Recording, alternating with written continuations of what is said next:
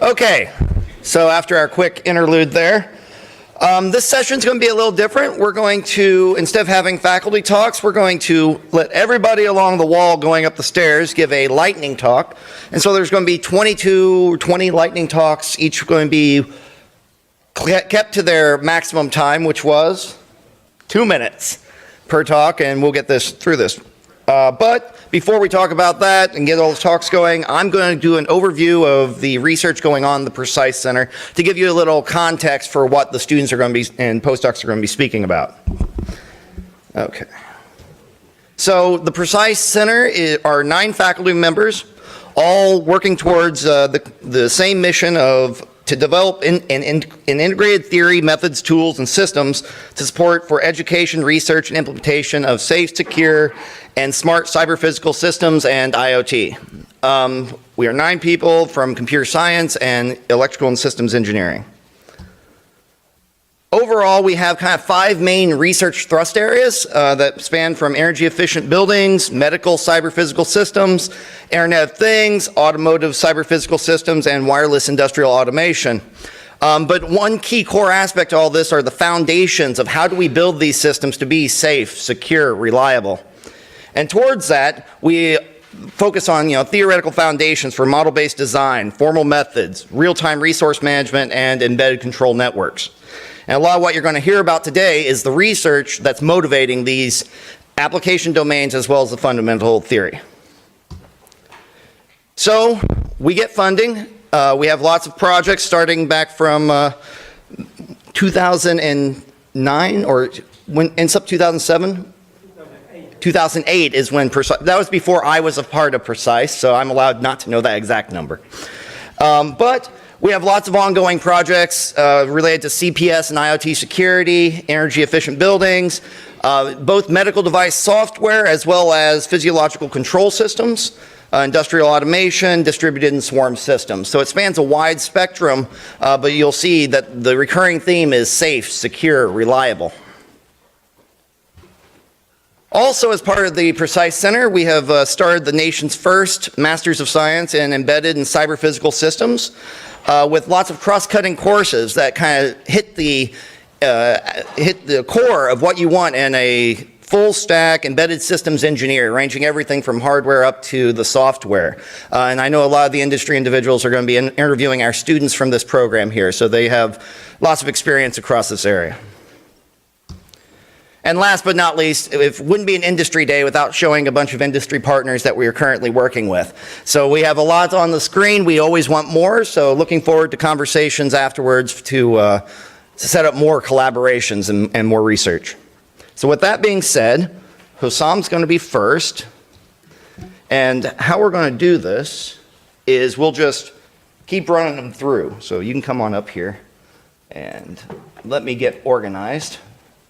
Hossam, is this going to be yours? So we're just going to go straight down the list. So take it away. Good morning. So this is work happening in the lab of Professor Rahul Mangaram. So how do we make it through the transition from human-driven cars to autonomous cars? Autonomous vehicles are going to face the big bad world out there, right?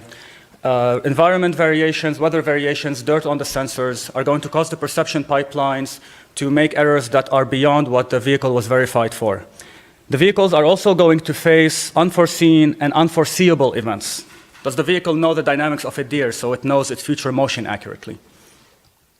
So after all the verification work is done at design time, there is still a need for doing onboard online verification. Just as a car manufacturer today buys GPU and a TPU, it is going to be purchasing a third-party vendor VPU, a verification processing unit, which runs in the loop, raises the alarm when a safety violation is imminent, and eventually would be able to suggest corrective actions to the controller. What does the VPU know that the controller doesn't already know?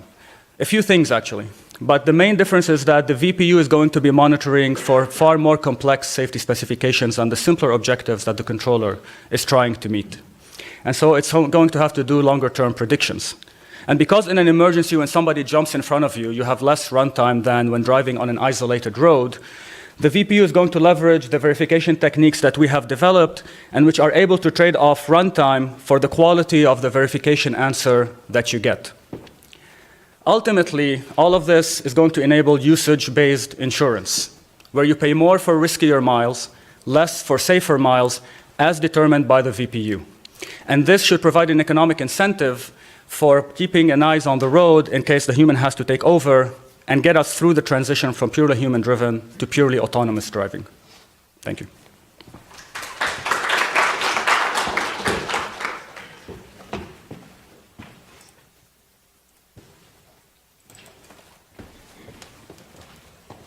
And we should add that all these are going to be posters that are going to be presented outside.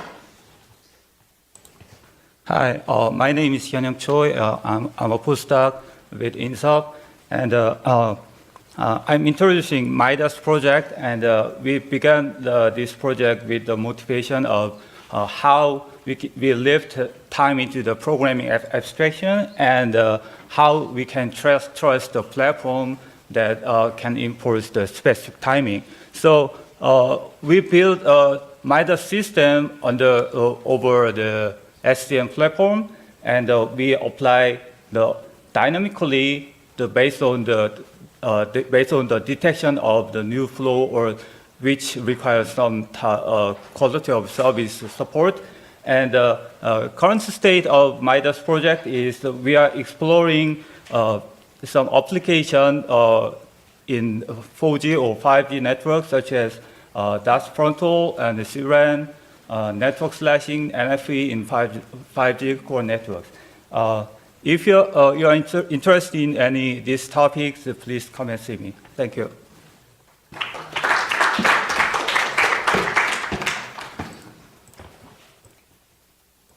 Hardest part of my job, right there. Yeah, I'm Deepak. I'm a postdoc working with INSUP. We have been working for the past 1 year with Toyota Info Technology Center on topics related to connectivity in the automotive systems.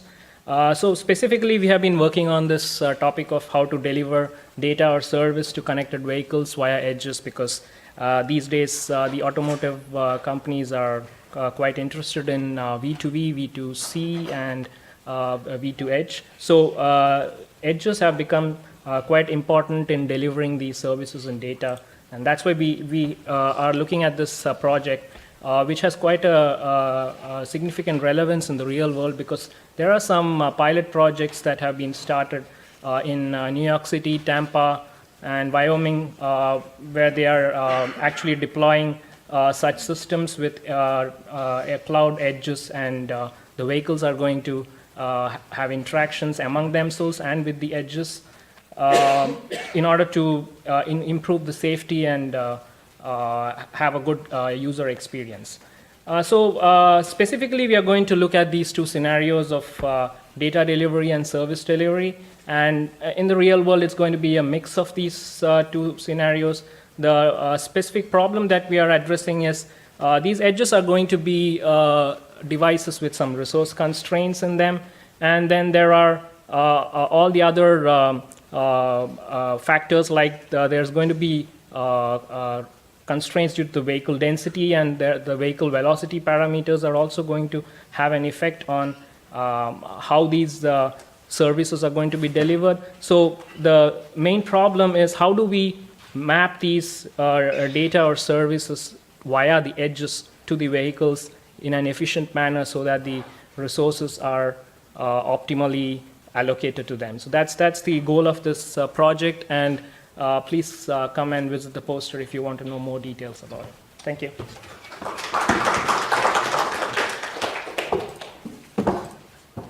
All right, you're up.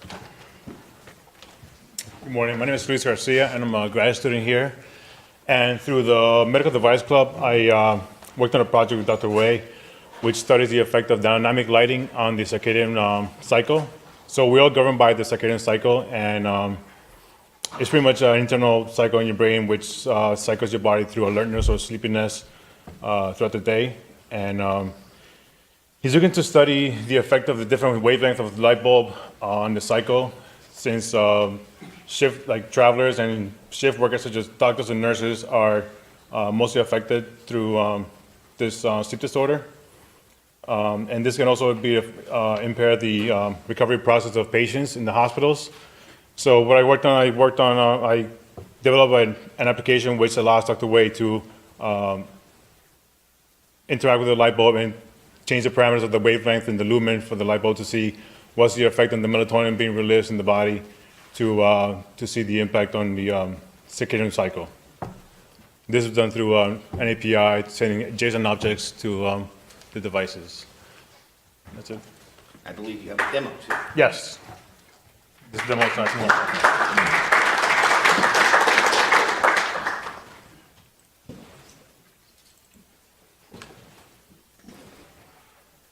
All right, you're up. I know, I've realized that. Hello everyone, my name is Jiyu He from Professor Rahul Mangaram's MLab. The research here is atrial scar voltage criteria during atrial fibrillation. Atrial fibrillation is important because millions of people in US have atrial fibrillation and 100,000 people die because of this. During sinus rhythm, when the electrogram's amplitude is within 0.2 to 0.45 millivolts, the tissue is considered a scar. But the same criteria cannot be applied during atrial fibrillation. Our goal here is to establish a voltage criterion for identifying scar during atrial fibrillation. This is the tool we developed, and some results shown here.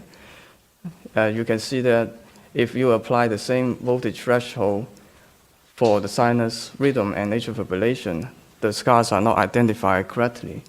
But if you apply the appropriate voltage threshold, it's more appropriate.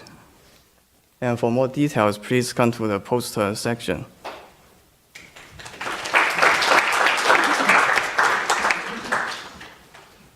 Okay, Rado, you're up.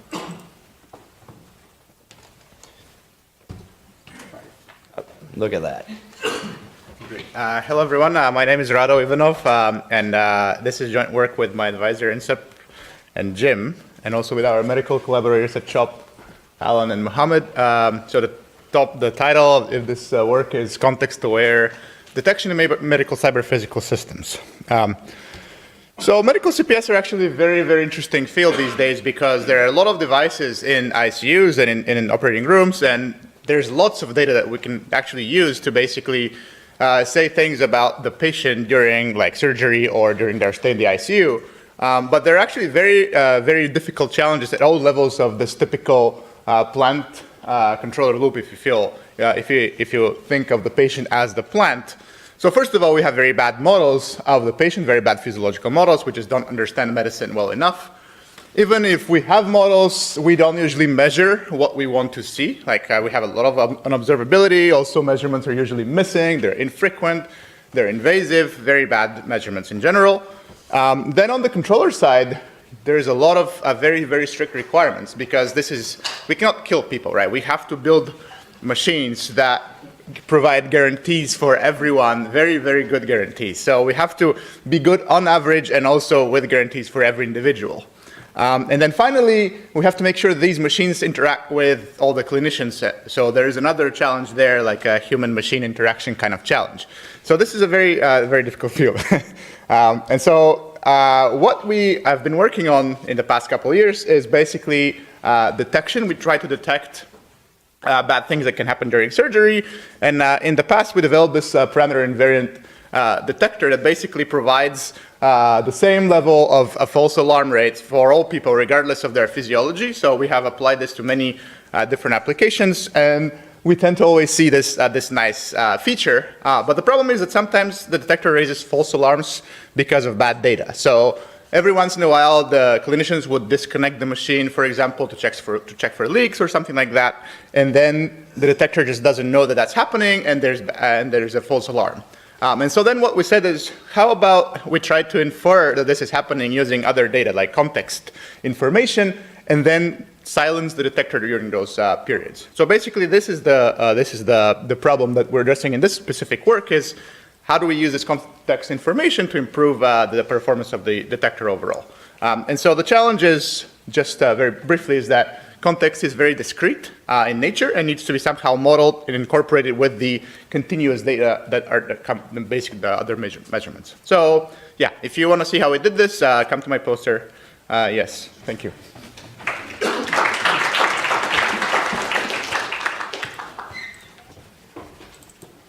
All right. Oh. My job. Machine learning and control theory are two foundational but disjoint communities. For example, machine learning requires data to build the models, and control theory requires models to provide performance and safety guarantees. The goal of my research is to build control-oriented models using machine learning that can be used to control large-scale physical systems. And I apply these tools to building control for demand response and energy management. Every year, we are setting a record for the hottest year ever, and by a bigger margin. What this means is we are witnessing extreme price volatility. So it's natural for the consumers like us to think of ways on how to best reduce their energy consumption when the price is high. So the most important challenge in demand response is to figure out what are the optimal set points of the building that would provide you the desired curtailment. If you curtail less, you have to pay a huge penalty, and if you curtail more, it causes unnecessary thermal discomfort. So to solve this control problem, we need model of the building, and conventional approaches using physics are cost and time prohibitive. So we take an alternative approach using machine learning, where we can reduce this cost of modeling by an order of magnitude. So specifically, we look at three challenges in data-driven control. First, when the historical data is limited, how can we generate new and more informative data in least possible time? Second, how can we provide performance guarantees with data-driven control using machine learning in closed loop with a physical system? And third, when we have data-driven controller running in closed loop, how do we use the new data to update the model in runtime? I'm Achin Jain, and I've also now commercialized this work as ExpressoLogic. Would be very happy to have a chat with you during the poster session. Thank you.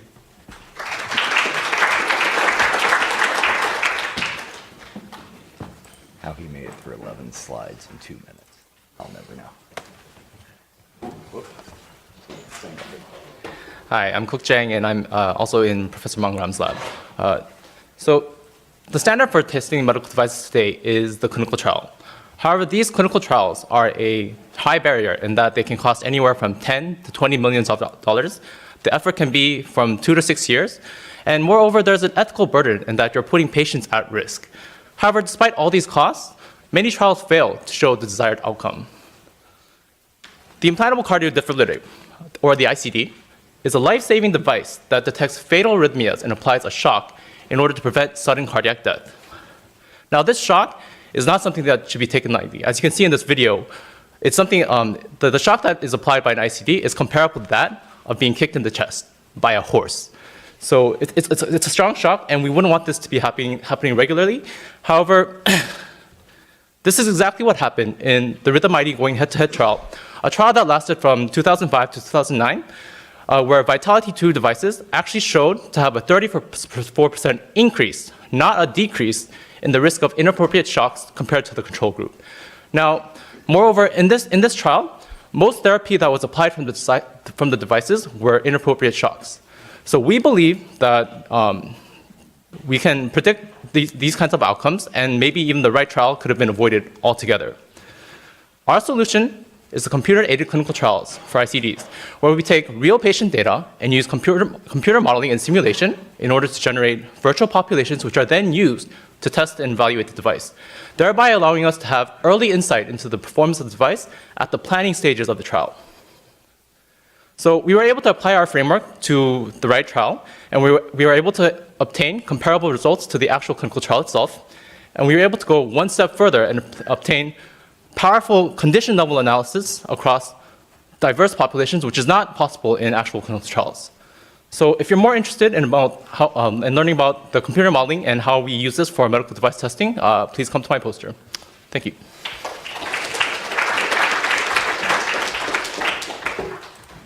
All right. You are next, Xiong. Okay, hello, my name is Suyong Zhang, and my poster is about these hypercount things. So clinician wants to analyze the data from this continuous glucose monitoring device. For example, they want to count the low or high glucose level and compute the mean and standard deviation things. For this one, they first need to read the data, but the problem is that different devices export the data in the different format, and also even the same device can change the data format. And once the physician read the data, they want to count doing some analyze on the data. So for this need, we built two tools. So for the data munging, we built a tool called DataWiz, which does kind of field mapping from the raw file to the application-specific standard format. And for data analyzation, we built a tool called HyperCount, which does data analyzed with the CGM and sleep time data. And if you have more interest on this, please come to my poster during the poster session. Thank you.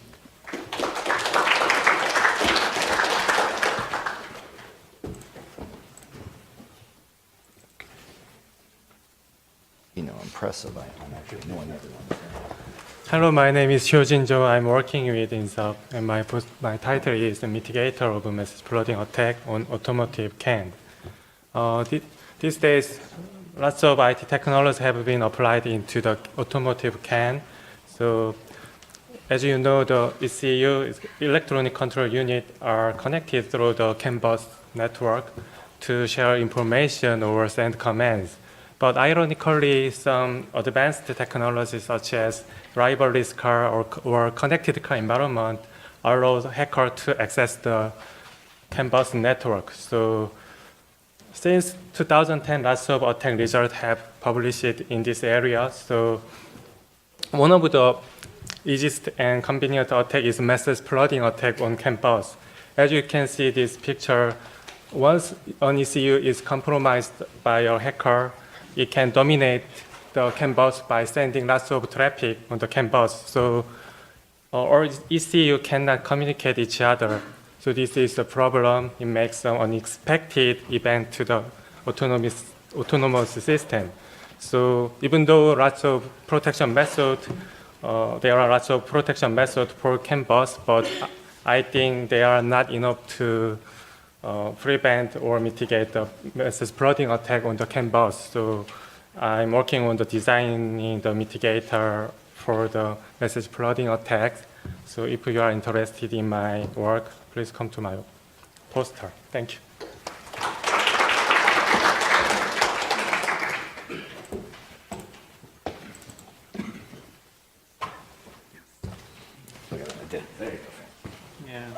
Morning, everyone. I'm Fan-Xin Kong, a postdoc working with ISUP.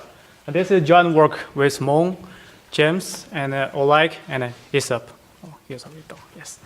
And CPS systems such as automobiles are integrating more and more functionalities, and also more network interoperability. And this transition makes the CPS systems more open in architectures, and which also introduce easily exploitable security vulnerabilities. So CPS attacks has not only has been discovered in practical experiments, but also has been emerging in real life. And the consequence of such attacks can be very serious, like loss of life. And this consequence will become even more serious with the rise of CPS autonomy. So this work, the focus of this work is addressing sensor attacks, which is that attacker can actually modify sensor measurements. And our goal is to improve the system resilience against such attacks. And we have proposed new techniques called cyber physical system recovery and second pointing to address sensor attacks. So if you are interested in my work, please come to my poster. Thank you.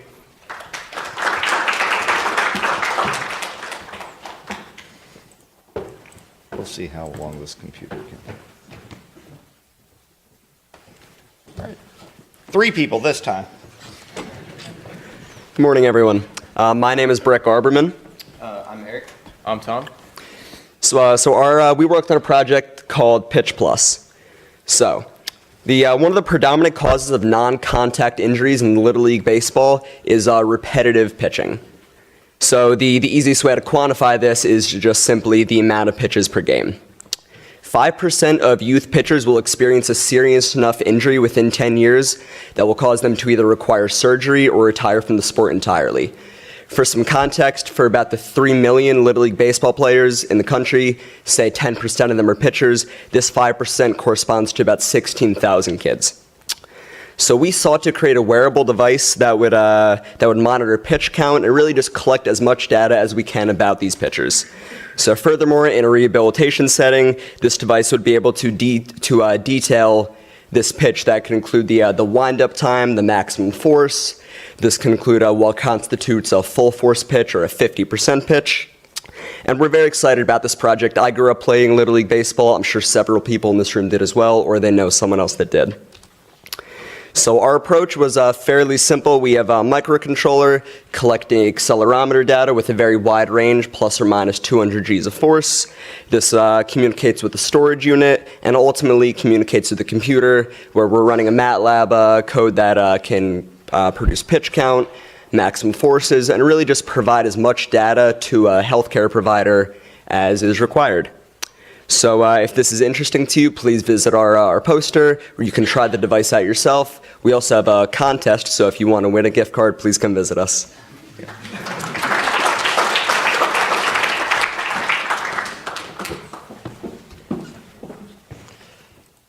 All right. There you go. Oh. Log save. Hi everyone. My name is Teng. I'm a third-year PhD student working with Professor Insubly. This work about LogSaver, scalable and secure cloud-based secure logger for IoT devices. As you know, with the sharp increase of the popularity and the use of IoT devices, there's also the rise in concern of privacy and security of IoT collected data. We can use the data to do forensic analysis to detect attacks on an IoT device, and in some cases we can also detect that on real time as well. So the current approaches to collect IoT data is either to use cloud services such as Amazon or Google services. They are easy to manage with the provided tools, but there's also a risk of security breaches. For example, the recent Equifax incidents or Yahoo incidents. You can also deploy that locally, but there you have to, because you also have the fully control of the system, but there's also a challenge in scalability where you have to manage or administrate the whole system, and you need to also have the resources to manage the infrastructure. So in this work, we focus on the problem of how to design and implement a distributed cloud-based logger for IoT device, but satisfies the confidentiality, integrity, and availability security properties. The challenges with this work, mainly the first, we have to be able to defend against different classes of attacks, namely eavesdropping attack, integrity attacks, and also replay attack in a distributed fashion. Secondly, we want to ensure the availability of the system while minimizing the performance hit due to the communication and computation overhead to guarantee the security properties. So if you're interested in LogSafe, please come to my poster outside in the lobby. Thank you.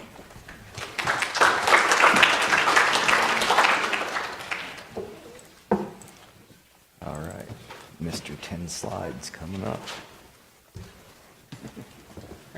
Hi, my name is Matthew O'Kelly, and I'm a PhD student in Rahul Magaram's lab, and this is joint work with Hassam Abbas. And first off, I'd like to ask a question. How many people believe that autonomous cars should prevent accidents like the one that you just saw? Okay, so unfortunately, that was an autonomous car and an accident. This is motivating the fact that we really need to get our head straight around defining safety for autonomous vehicles. The goal of this project is to create something like a driver's license for autonomous cars. We want to automatically verify the models of the control and decision systems in representative scenarios with some quantitative statistics. So one simple way to think about it is that we have cars that are safe and unsafe. On the left-hand side, we see a vehicle traversing a roadway, barely misses crashing. On the right-hand side, we see an accident in China that actually resulted in the death of the driver.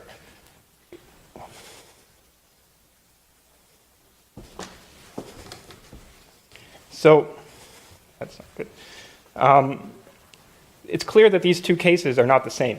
In fact, the one on the left is in some sense related to the one on the right, and what we're proposing is to develop a continuous measure of vehicle safety, to rank these cases, so that we can search for the unsafe executions and find counterexamples quickly. So if you're interested in more regarding our methodology, you can come see me at our poster. Thank you.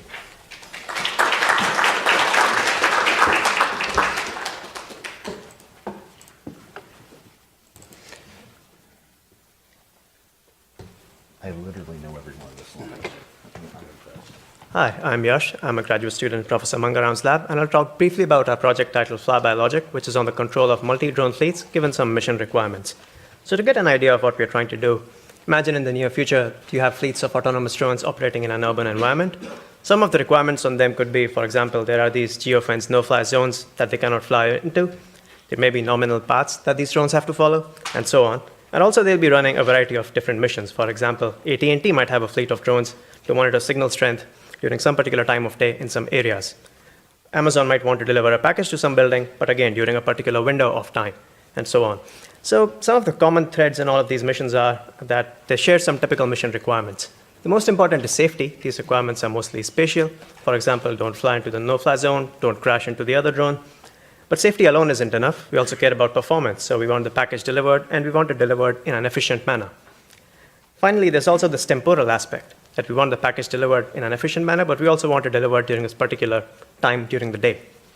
So what we are developing in this project is to come up with a toolchain that can take in the kind of mission objectives that we just saw in an informal manner, translate them into a formal mathematical construct called a temporal logical specification, and from that, we're going to come up with planning and control algorithms that can synthesize trajectories in order for these drones to fly out these missions.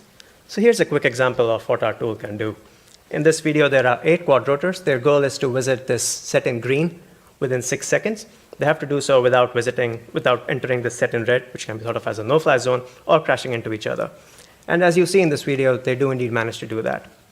Now, you might have seen many other demos like this, but there are some reasons why this approach matters and is attractive in practice. The most important one being that we guarantee some form of correctness of satisfying these missions.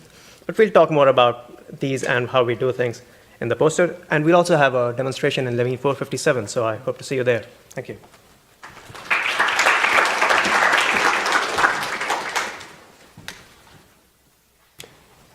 Come on, Juko.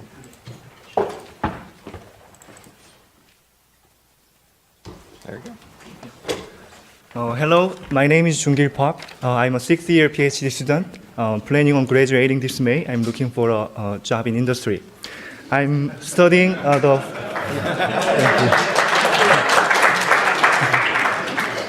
So I'm studying the formal verification technique for control software.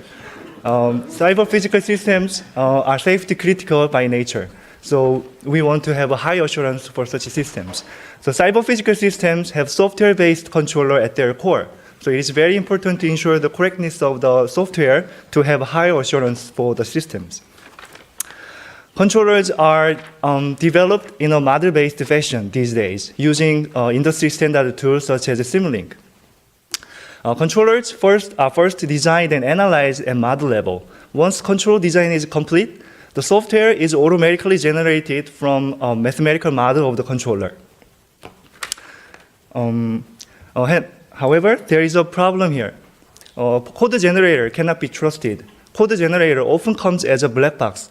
So basically, we don't know what is really happening in the black box code generator. First of all, code generator may be buggy. So we see in the bug reports that commercial code generators sometimes have a stutter bugs that consequently generate incorrect code. And moreover, the code generator may use optimization. So in order to generate efficient code, not just any code.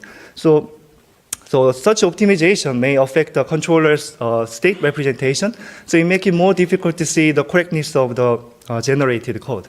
Lastly, the generated code use finite precision arithmetic, such as floating point arithmetic, where rounding errors are inevitable. So generated code may be numerically unstable if the rounding error is accumulated over time. So how can we be sure the code and model are equivalent? So we develop a method and tool to automatically verify the conformance between the controller model and its generated code. If you'd like more information about this, please find me at my poster. Thank you. All right, see you. Sang-Dong, you're up. There you go. Hi, my name is Sang-Dong Park. This work is a collaboration with INSUP and Jim and Rado. So these days, the deep neural network was very successful in solving various tasks. However, it turns out that it has an unwilling property, which is summarized in the word adversarial examples. So for example, in the first law, there is a digit 9. However, if we perturb a little bit, then we can generate the 4 different digit 9, but they are misclassified by the conventionally trained neural network. So in terms of system security, adversary can exploit this unwilling feature to lead the system to malfunction.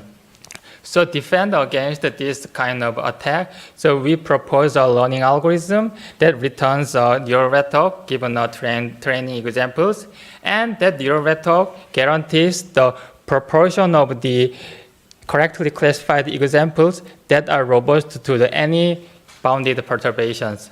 So if you have any question or comments, feel free to visit my poster. Thank you.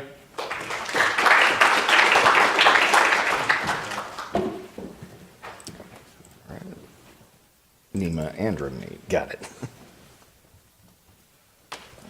Good morning, everybody. I'm Ramneet Kaur, first year PhD student under INSUP, and today here I am to present our paper, Parameter Invariant Monitoring for STL. This is a collaborative work with Nima, Jim, Oleg, and INSUP. So I'm going to highlight the main contributions of this paper. So the main challenges of monitoring any continuous STL formulas are, first, we may not be able to observe the exact value of any signal for a test function due to presence of noise and nuisance parameters in the environment. Secondly, monitoring continuous time signals is computationally very expensive, if not undecidable. And finally, desirable monitoring algorithms or procedures should be able to stop whenever it has collected sufficient data to make some decision. So, to the best of our knowledge in the past, these challenges have been addressed individually but not together.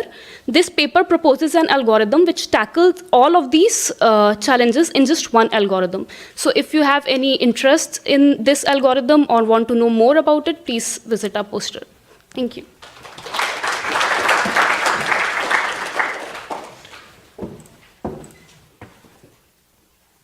Yep, there we go. I don't want to get yelled at. Hi, I'm Nimit. I'm a PhD student under Rajiv, Alur, and Joe Deviati, and this is joint work with Rajiv, Joe, and Omar.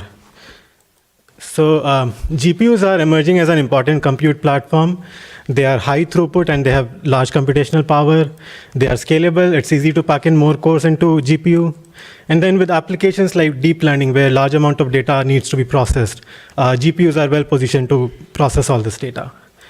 That said, writing GPU code is difficult, and often expert knowledge of the GPU architecture is necessary to gain significant speed up. And more importantly, we need tools which can help in efficient GPU programming. We need analyzers which can identify performance issues. We need optimizers which can automatically fix these issues. And then we also need verifiers which can verify the optimization, which was either done manually or automatically, to make sure that there are no bugs. So here I'm presenting GPU Drano, which is a static analysis to identify uncoalesced accesses. Uncoalesced access is a performance issue related to accessing GPU's memory, and bad access patterns can lead to significant slowdowns, which might be up to 10x. So GPU Drano is a first lightweight static analysis to detect these issues. And to know more about our work, please come to the poster session. Thank you.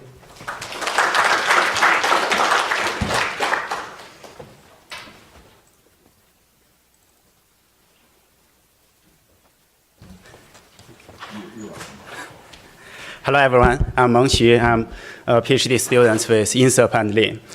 The virtualization technology has been adopted in diverse computing environments, from the data center to embedded systems. With the virtualization technology, we can consolidate multiple legacy systems onto the same platform to reduce the system's size, weight, and power consumption. So in order to bring the virtualization technology into the safety-critical systems, we need to provide the timing guarantees, which means the task in VMs should always get its required performance, no matter who else is running in the systems. However, the current virtualization technology cannot provide these timing guarantees.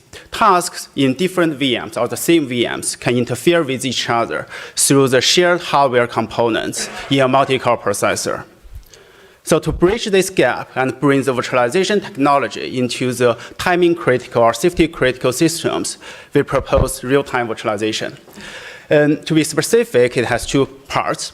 We propose the real-time resource management mechanisms to manage the shared hardware resources, such as CPU, cache, memory bandwidth, to VMs and tasks, so that tasks can always get its configured resource no matter who else is running the system.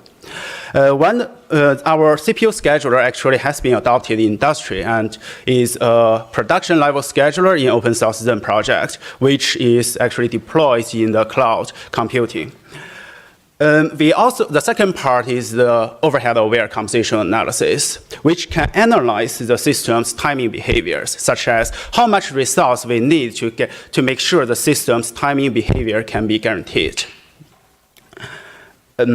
So if you are interested in the timing or guaranteed performance, please come to my poster. My poster is next to the coffee, so if you want a coffee, you will see my poster as well.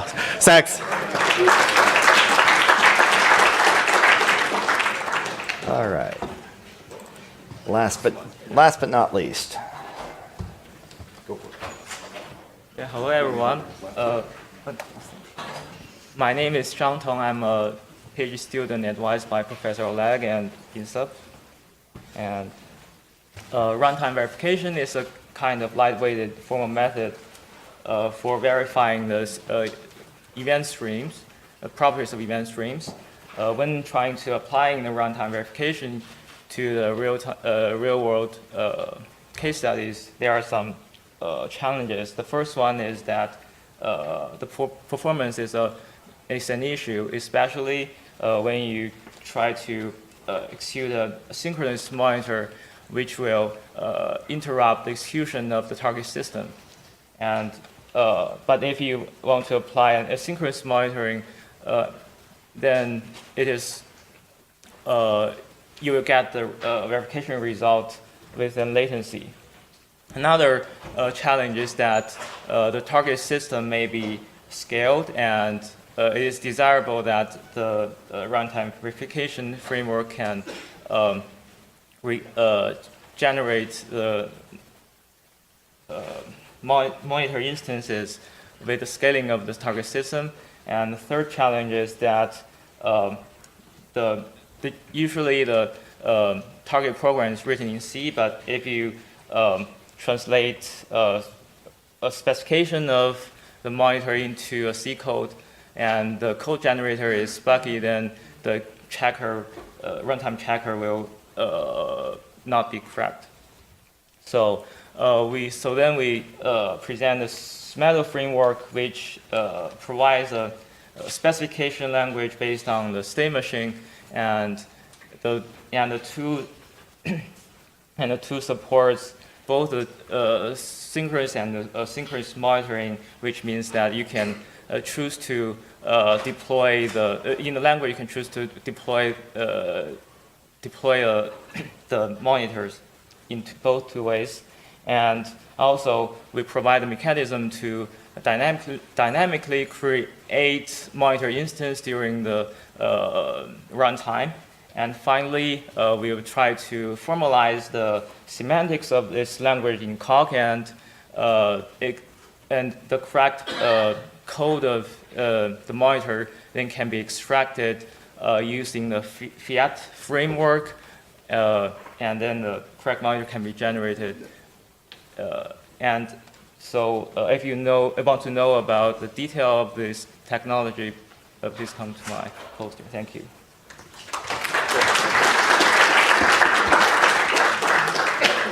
And that concludes the morning session for the Precise Research Overview. Let's give all the students another round of applause.